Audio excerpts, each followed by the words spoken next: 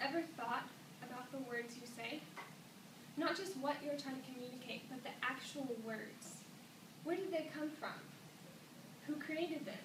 Someone, somewhere, sometime had to come up with these words.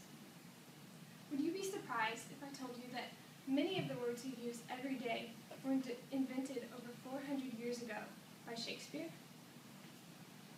Shakespeare is known as one of the greatest influencers on the English language. He didn't only influence the English language, but his influence also encompasses a large portion of our modern culture.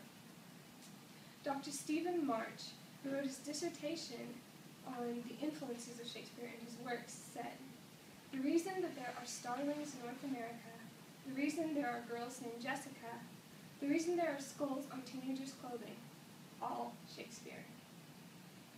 There are too many aspects of modern culture for me to discuss in the time I have today, so I picked two. I will be discussing film and language and how Shakespeare impacted them.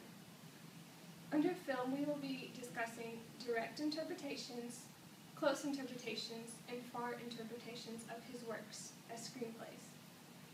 In language, we will be looking at words he invented, phrases he created, and an argument against his credibility as the inventor of these. Again, I have a quote from Dr. Stephen Marsh. "Shakespeare remains the dominant influence on Hollywood and Bollywood, which brings me to my first point. Shakespeare's influence on modern film. Obviously, his works were not written to be movies. They were plays, scripts. Direct interpretations of his scripts are movies that are performed just as they are written, or very, very close to it. There are over 400 of these. They include his plays As You Like It, Midsummer Night's Dream, and Julius Caesar.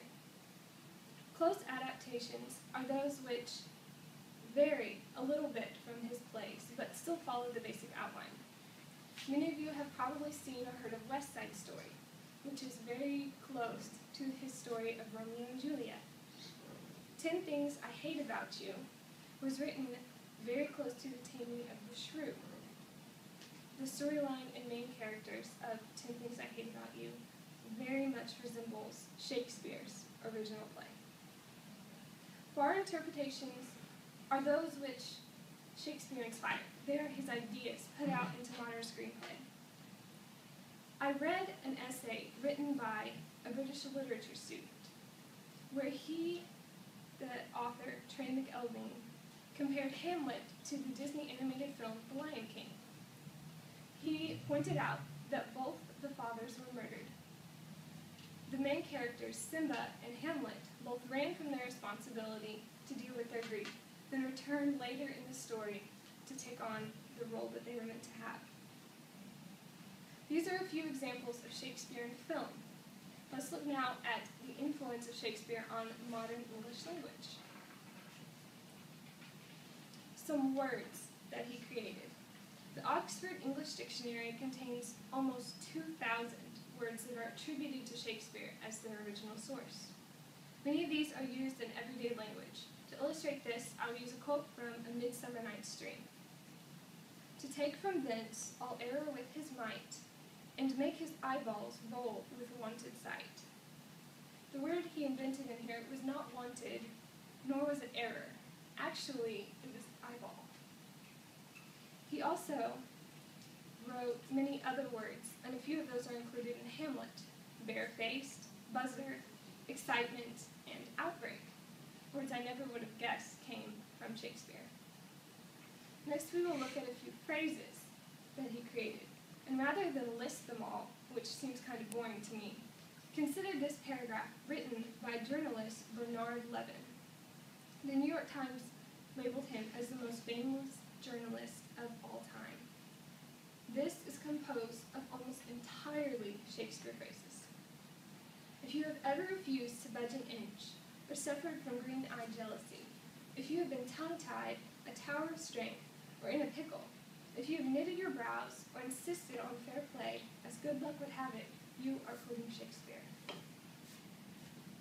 An argument that many researchers present was that Shakespeare did not actually invent these words, that many of them, the words and phrases, were used in culture, and that he drew them from the culture.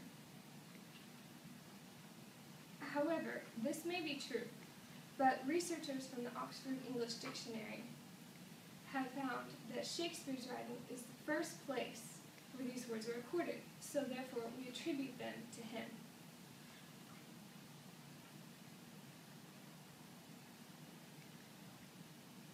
In recap, we looked at several places where film has been influenced by Shakespeare. We looked at direct interpretations, such as screenplays on film, close interpretations, which follow the storyline of Shakespeare's plays, and far interpretations, which use his ideas and his concepts. We looked at English language, words he invented, phrases he created, and an argument that he didn't actually invent him, even though we still attribute them to his creativity. Gail Ken Pastor, a director of the Folger Shakespeare Library, stated that there is no place, really, in modern American culture that isn't touched or influenced by Shakespeare. Another quote from Dr. Stephen Marsh: "Shakespeare has changed your life, even if you've never read one of his plays."